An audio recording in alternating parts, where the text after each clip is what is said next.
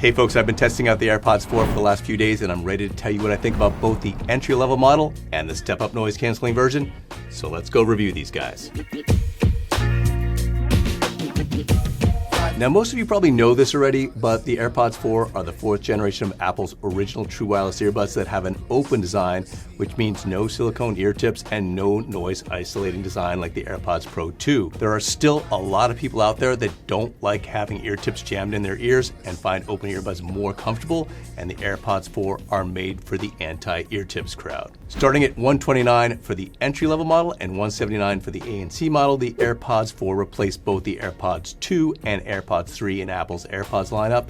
And in terms of their design, they're sort of a cross between the AirPods 2 and the AirPods 3. By that, I mean they're slightly smaller than the AirPods 3, but also slightly larger than the AirPods 2. Apple's hoping the new design is a better fit for a wider range of ears, and yeah, they did fit my ears slightly better than the AirPods 3, though I sometimes had to adjust the angle of the buds to feel like they were really secure in my ears. Everybody's ears are different, of course, and sometimes your left ear is a little different from your right, so I'm going to get some reactions from a few of my colleagues a little later in this video. But before I do that, I'm going to go through the similarities and differences between the two models, as well as what upgrades you're getting from the AirPods 3. To be clear, both new AirPods 4 have the same design, same sound quality, and same voice calling performance, and they both have Apple's H2 chip with Bluetooth 5.3.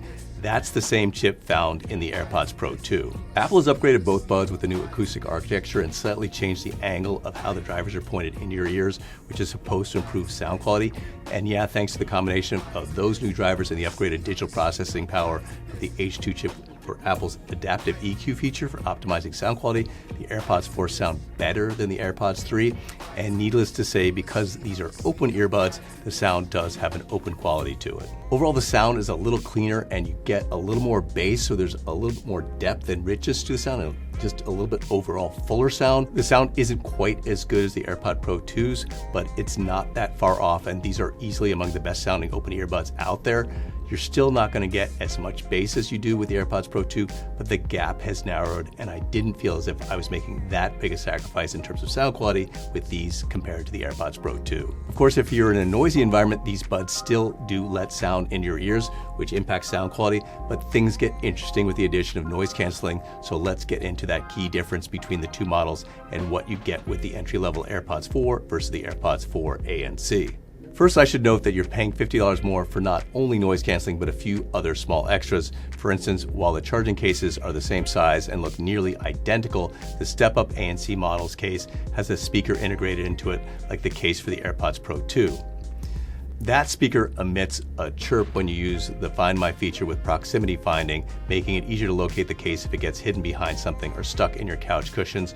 Also, the entry-level model's case doesn't have wireless charging, while the A and C model's case does. Note that neither model has the more advanced precision finding of the AirPods Pro 2, which have a U1 chip in their case. The AirPod 4's charging case is a little bit smaller than the AirPods 3's charging case. There's one other difference. There's no longer a physical button on the AirPod 4's charging case for activating Bluetooth and pairing the buds with non-Apple devices. Instead, you double tap on the case to initiate pairing and double tap 3 times to initiate reset. Both the buds themselves and the case have an IP54 rating, which means they're splash-proof, dust-proof, and sweat-resistant. All right, I'm in the streets of New York City here testing the noise canceling. I have the transparency mode on. I'm gonna now click on the noise canceling by pinching the earbud. It just kicked in, and you really do notice the difference. It's not as good as the AirPods Pro 2's noise canceling, but it cuts out maybe 50% to 40% of what the AirPods Pro do. I can still hear the cars going by, still hear beeps, horns, the subway down below here. The reality is that it's not that great compared to what you get with the AirPods Pro 2 and top noise canceling earbuds like the Bose Quiet Comfort Ultra earbuds or the Sony WF-1000X Mark V earbuds. But that it works at all and is reasonably effective is kind of wild, because noise canceling and open earbuds usually aren't a good mix. For instance, Samsung says its Galaxy Buds 3 have noise canceling, but I just couldn't really hear a difference when I turned the noise canceling on. But with these, you really hear the difference. You feel it kick on, and there is a certain degree of muffling of ambient sound that lets you hear your music better in noisy environments. The AirPods 4's noise canceling is more adept at tamping down low frequencies and was able to cut down the engine noise level by about 40% 100% when I wore them on a plane. And they were also somewhat effective when I wore them in the streets of New York City and on the subway. I'd say the noise canceling is a little less than half as good as what you get with the AirPods Pro 2, which also provides some passive noise isolation with their ear tips. But again, that the noise canceling worked as well as it did seems like a pretty big technological feat. Not even Bose tried it with its ultra open earbuds. But let's see what some of my colleagues thought about both the fit of the buds and the noise canceling. All right, so I've got both the AirPods 3 and the new AirPods 4 here, and we're just gonna do a little fit test because the AirPods 4 are a little bit smaller than the AirPods 3. Let's try on this old tech. Okay, they're in. They're definitely not secure, but they're in. It's like the first time you run with like earbuds and you think like you're getting comfortable with them and you think like, oh, they're gonna fall out, but you just gotta trust the process that they don't. These won't. They're a little loose, yeah. They're like too big that they'll fall out.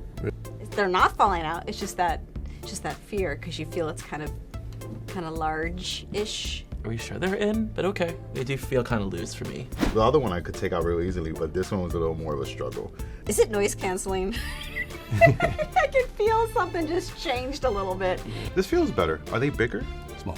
They're smaller, but oh, yes, obviously. A lot more fitting to my tiny ears.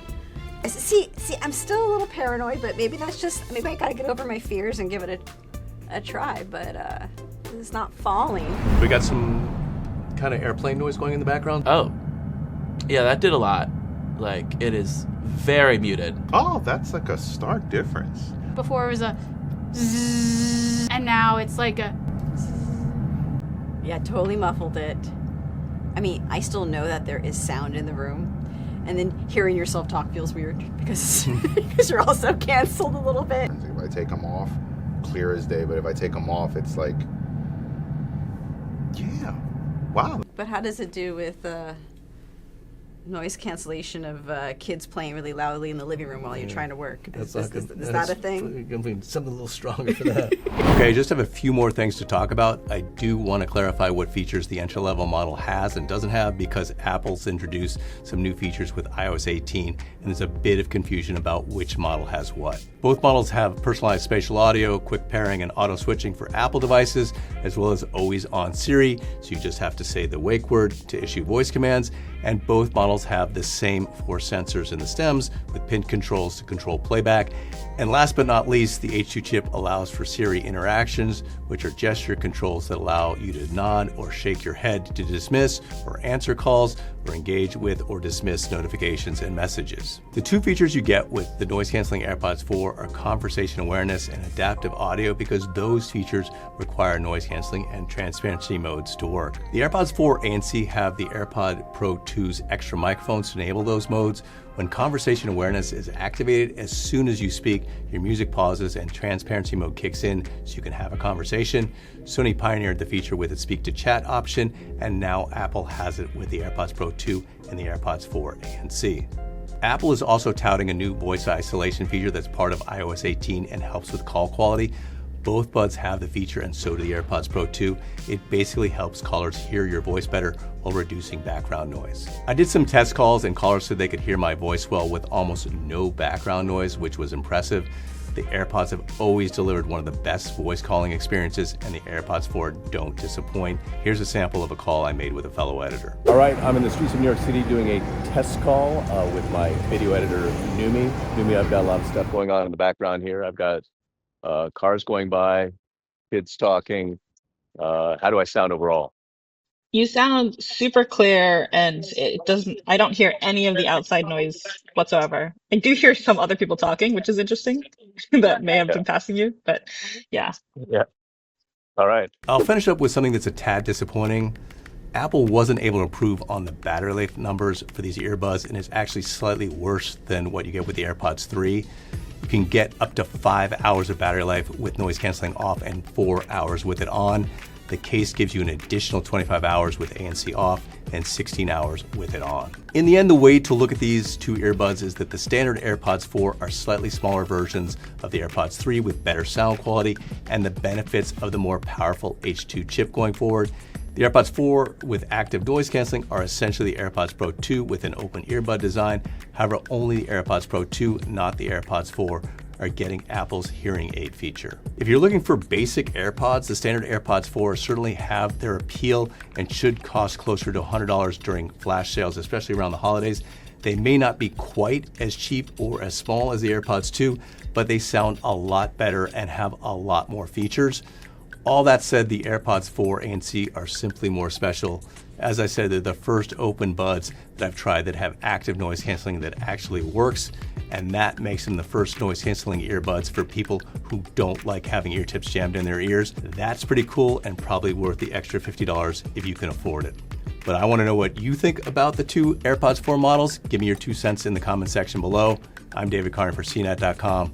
Thanks for watching.